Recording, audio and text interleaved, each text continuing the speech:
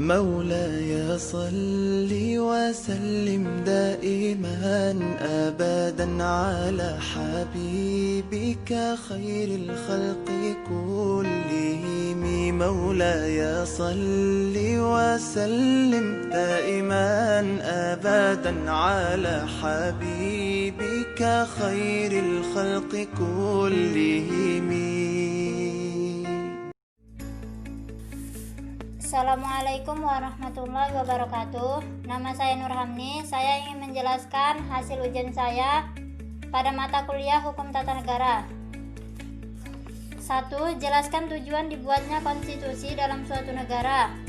Tujuannya yaitu mengawasi serta membatasi kekuasaan penguasa agar tidak bertindak semena-mena dengan kekuasaannya, menjaga dan melindungi hak asasi manusia, menjadi pedoman penyelenggaraan negara.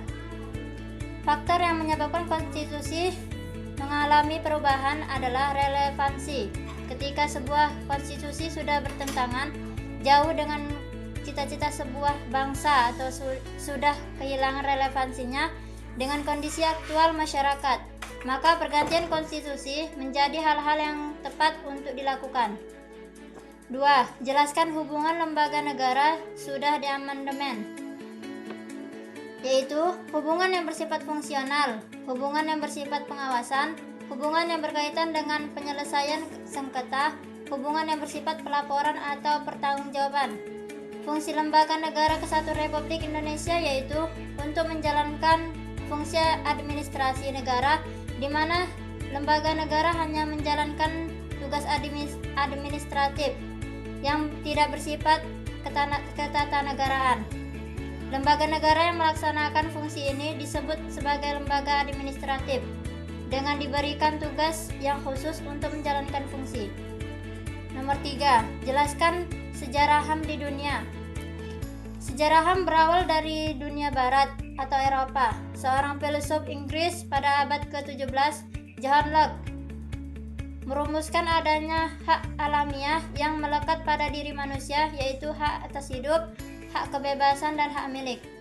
Bagaimana pandangan Islam terhadap HAM? Pandangan Islam terhadap HAM bersifat teosentris, berpusat kepada Sang Pencipta, yaitu Allah Subhanahu wa Ta'ala. Allah yang selalu menjadi tolak ukur segala sesuatu, sedangkan manusia adalah ciptaan Allah untuk mengabdi kepadanya. Nomor 4. Sejarah demokrasi di Indonesia. Sejak Indonesia merdeka dan berdaulat sebagai sebuah negara pada tanggal 17 Agustus 1945, para pendiri negara Indonesia melalui Undang-Undang Dasar 1945 telah menetapkan bahwa Negara Kesatuan Republik Indonesia menganut paham atau ajaran demokrasi, di mana kedaulatan berada di tangan rakyat dan dilaksanakan sepenuhnya oleh MPR. Kendala dari adanya sistem demokrasi. Sistem demokrasi yang dilaksanakan di Indonesia belum mampu mewujudkan kesejahteraan rakyat secara menyeluruh. Permasalahan demokrasi ada 3 hal: prosedur, etika politik, serta sistem demokrasi secara keseluruhan. 5. Jelaskan bagaimana sistem pemerintahan Republik Indonesia menurut Undang-Undang Dasar 1945. Berdasarkan pasal 1 ayat 1 Undang-Undang Dasar 1945, negara Indonesia merupakan negara kesatuan yang berbentuk republik. Bentuk negara Indonesia adalah kesatuan, sedangkan bentuk pemerintahannya adalah republik. Sistem pemerintahan parlemen, yaitu sistem pemerintahan di mana parlemen memiliki peran penting dalam pemerintahan. Dalam sistem parlemen, kepala negara dan kepala pemerintahan terpisah. Menteri dalam kabinet pada pemerintahan parlemen diangkat oleh dan bertanggung jawab kepada parlemen. Sistem pemerintahan presidensial yaitu sistem pemerintahan di mana presiden dipilih oleh rakyat, bukan oleh parlemen.